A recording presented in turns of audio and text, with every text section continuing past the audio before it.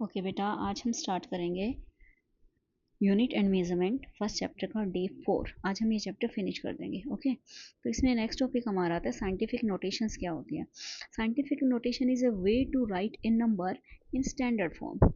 Okay, it is a way to write a number in standard form. For example, this is the standard form a multiply by 10 की power b। Okay, इस form में लिखना होता है हमें कोई भी नंबर। फॉर एग्जांपल ये नंबर है हमारा 7245.6। ओके, इसमें हमने क्या करा, इस पॉइंट को हमने लेफ्ट साइड में मूव कराया है। ठीक है, लेफ्ट साइड में मूव कराया है तो क्या होगा, लेफ्ट साइड में मूव होकर यहाँ में पॉइंट यहाँ आ जाएगा 7.2456 और 3 प्लेसेस लेफ्ट साइड मूव करा है तो 10 की पावर 3 आ गया। Okay, so moving decimal point two the left and power of 10 is always positive in this side. अब हम क्या करेंगे, अब डेसिमल को हम राइट साइड में मूव कराएंगे इस साइड। ठीक है, तो जब राइट साइड में मूव कराते हैं तो पावर ऑफ 10 नेगेटिव हो जाता है। ठीक है, जैसे ये कोई नंबर है हमारा, इसमें 1 2 3 4 5 प्लेसेस हमने मूव करा है तो 10 की पावर 5 हो गया। 4 पॉइंट यहाँ लग गया, 4.67 इंटू 10 की पावर 5। तो ये साइंटिफिक नोटेशन होती है हमारी। ठीक है, now next topic is accuracy and measurement. Okay, तो देखो एक्यूरेसी क्या होती है भाई। Accuracy, how close the measurement to the actual value. जो आपने मेजरमेंट ली है वो एक्चुअल वैल्यू के कितनी क्लोज है, उतनी जितनी क्लोज होगी उतनी एक्यूरेसी होगी आपकी मेजरमेंट में। ठीक है, और प्रिसीजन क्या होता है, प्रिसीजन में क्या होता है, प्रिसीजन जरूरी नहीं है कि एक्यूरेट हो।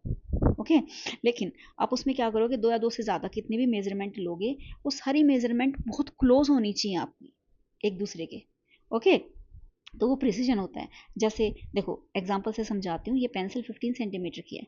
ठीक है, तो आपने मेज़र करी इस पेंसिल की लेंथ, एग्जाम्पल है बेटा ये। ठीक है, पेंसिल की मेज़र आप कर सकते हो, लेकिन फिर भी मैं बता रही हूँ अगर कुछ एरर है, जैसे ट्रायल 1 में आपकी 14.2 सेंटीमीटर आ गई, दूसरी बार मेज़र करी 14.3 आ गई, ऐसे थर्ड 4 5 5 मेज़र करी है और वैल्यू ये आती गई है।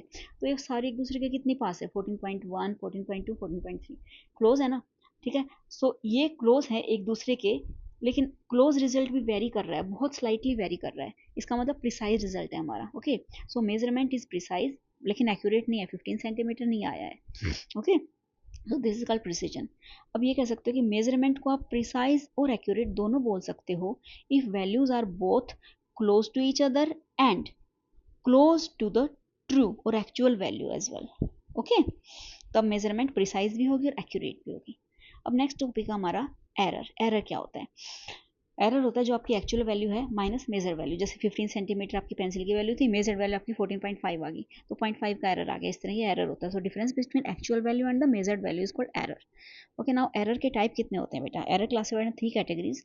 First systematic error, okay, second gross error, third random error. Okay, अब देखो साइंटिफिक एरर है, इसका क्या होता है, ये नॉन कॉजेज से होता है, इसके कॉजेज आपको नॉन होते हैं।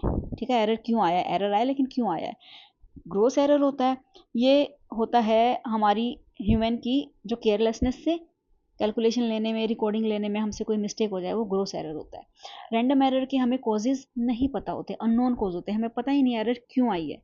ओके, लेकिन ये एरर इरेगुलर होती है, मतलब ज़्यादा नहीं होती, बहुत रेयरली होती है, इरेगुलर होती हैं। सो लेकिन इन एरर को रिड्यूस किया जा सकता है नंबर ऑफ ऑब्जर्वेशन लेते रहो, रिपीटेड नंबर ऑफ ऑब्जर्वेशन से। ओके, तो ये भी समझ आ गया, ये भी आ गया। अब सिस्टमेटिक एरर फर्दर 3 टाइप्स की होती हैं, इंस्ट्रूमेंटल, एनवायरमेंटल एंड ऑब्जर्वेशनल। तो आगे हम यही करेंगे। Okay, for example environmental error क्या होती है बेटा, error due to the imperfect design of instrument और मिसयूज ऑफ डिवाइस।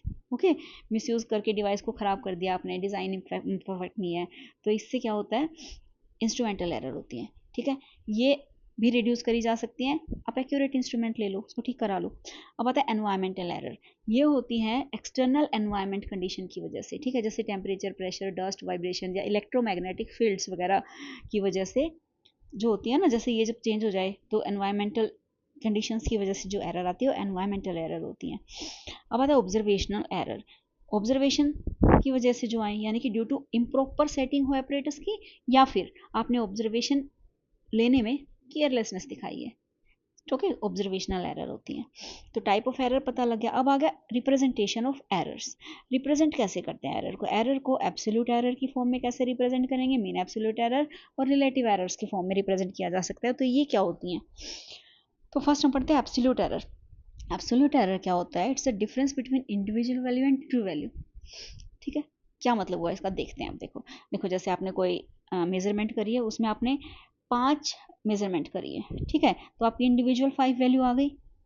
ठीक है, 5 वैल्यू आ गई, तो ये मेजर्ड वैल्यू कहलाती है। ओके, अब क्या करेंगे? अब इन पांचों का हम मीन ले लेंगे 5 से डिवाइड करके, ये ट्रू वैल्यू होगी। तो इन दोनों का डिफरेंस क्या होता है? एब्सोल्यूट एरर होता है। सो एब्सोल्यूट एरर क्या हो गया? Individual value minus true value. ये इंडिविजुअल वैल्यू है, ये ट्रू वैल्यू है, इन दोनों का डिफरेंस एब्सोल्यूट एरर होता है। एब्सोल्यूट एरर को आप डिनोट करते हो डेल्टा ए से कर सकते हैं। ठीक है, सो जैसे फर्स्ट रीडिंग की एब्सोल्यूट एरर क्या क्या आ गई आपकी? Delta A one minus A mean. ठीक है, इसी तरह सेकंड की क्या आ गई? A2 माइनस ए मीन। तो हर एक में से ये सब्ट्रैक्ट कर दो, ये एब्सोल्यूट एरर्स आ गई आपकी हर रीडिंग की। समझ में आ गया?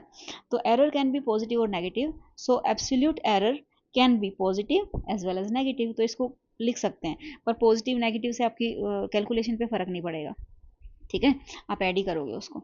अब देखो, सेकंड आता है mean absolute error. Mean absolute error क्या होती है? जो आपने एब्सोल्यूट एरर निकाली है ना, ये डेल्टा 5 आपने इंडिविजुअल रीडिंग की एब्सोल्यूट एरर निकाल ली। ठीक है, इनका मीन निकाल दो। ठीक है, तो पाँचों को ऐड करके 5 से डिवाइड कर दो, मीन एब्सोल्यूट एरर आ गई। अब आता है रिलेटिव एरर्स क्या होती हैं? Relative error the ratio of mean absolute error to the true value. ठीक है, यानी कि relative error mean absolute error अभी आपने निकाल लिया ना ऊपर, second mean absolute error divided by true value. True value क्या थी आपकी? मीन था जो आपकी इंडिविजुअल एरर्स का। ठीक है, अब क्या कहते हैं? रिलेटिव एरर को परसेंटेज एरर में भी एक्सप्रेस किया जा सकता है। कैसे? इसको 100 से मल्टीप्लाई कर दो। ठीक है, तो ये परसेंटेज एरर होगी। ठीक है, तो क्या करा आपने? रिलेटिव एरर को आपने मल्टीप्लाई कर दिया 100 से। ओके, ये परसेंटेज एरर हो गई। अब आता है एरर प्रोपेगेट कैसे करती है, यानी कि एरर का कॉम्बिनेशन कैसे होता है। ठीक है, तो इसके रूल है बेटा, 3 रूल्स है। वैसे ये 11th के सिलेबस में नहीं है।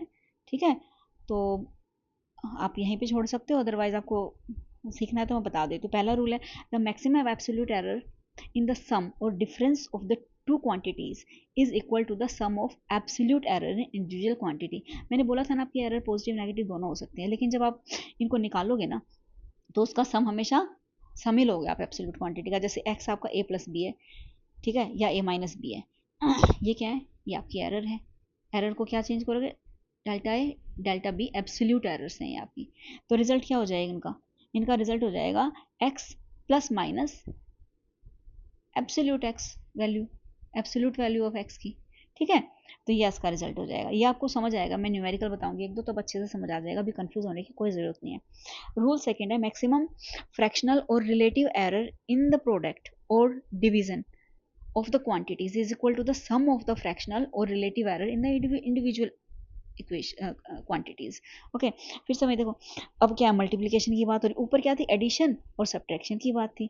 अब क्या है? मल्टीप्लिकेशन और डिवीजन की बात है। ठीक है, तो मल्टीप्लिकेशन में क्या हो जाएगा? एक्स अगर आप मल्टीप्लाई कर रहे हो, एक्स मल्टीप्लाई हो या डिवाइड हो, डेल्टा एक्स बाय एक्स ही होगा। ठीक है, एब्सोल्यूट एरर डिवाइड बाय आपकी जो एरर है। ठीक है, तो प्लस माइनस कर लो इसको, क्योंकि ये प्लस माइनस दोनों ही होती हैं, लेकिन अंदर ऐड ही किया जाएगा, कोई फर्क नहीं पड़ेगा आपकी एरर पॉजिटिव है नेगेटिव है, पर एरर ही है ना। ठीक है, तो अब ए का क्या हो जाएगा? Delta A by A delta B by B.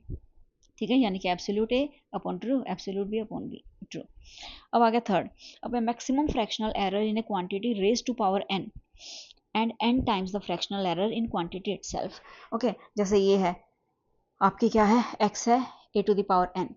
ठीक है, तो क्या हो जाएगा? Delta x by x, N क्या हो जाएगा? बाहर ले लेंगे और ए को वहीं लिख देंगे एब्सोल्यूट अपॉन ए। ठीक है, और अगर आपके पास फिजिकल क्वांटिटी 3 हो गई जैसे, और इस फॉर्म में दे रखी है, ठीक है, इसमें तो एक ही फिजिकल क्वांटिटी है, तो क्या करेंगे? तो करेंगे डेल्टा एक्स बाई एक्स क्या हो जाएगा? फर्स्ट पी ले लिया बाहर, तो A delta A by A, B power Q Q ले लिया यहाँ, डेल्टा बी बाई बी। अब क्योंकि डिवीजन है, अभी मैंने बताया था कि डिवीजन हो या मल्टीप्लिकेशन हो, होता है तो एडिशन ही है ना, यहाँ हमने किया था डिवीजन में भी, तो प्लस हो जाएगा, तो आर बाहर आ जाएगा, डेल्टा सी बाई सी, ये डेल्टा सी बाई सी है। और ये आपको क्लियर नहीं दिख रहा होगा, ठीक है, हो गया। अब न्यूमेरिकल करते हैं, तब आपको एक कम्बिनेशन प्रोपिगेशन समझ आएगा एरर्स का। जैसे हमारा फर्स्ट न्यूमेरिकल मैं बताती हूँ, the initial and final temperature of water are 40.6 plus error कितना है 0.2 एंड 70.8.3 प्लस एरर कितना है 0.3 degree Celsius. Calculate the rising temperature with proper error limits. इस तरह के क्वेश्चन आएंगे आपके। अब देखो, फर्स्ट टेम्परेचर दे रखा है थीटा 1, ठीक है, यहाँ से ले लिया। सेकंड दे रखा है थीटा 2 हमारा, ये दे रखा है। अब राइजिंग टेम्परेचर क्या होता है, मोर माइनस लेस टेम्परेचर, तो थीटा 2 माइनस थीटा 1। ये आपका सिर्फ ये एरर नहीं लेंगे, अभी सिर्फ हम टेम्परेचर लेंगे, ठीक है। अब एरर लेंगे हम, एरर इसमें 0.2 है, इसमें 0.3 है, ठीक है। तो एरर कितनी हो जाएगी, एरर को अलग से ऐड करेंगे और एक्चुअल वैल्यू को अलग से ऐड करेंगे। तो एरर दोनों को ऐड कर दिया, इतना आ गया।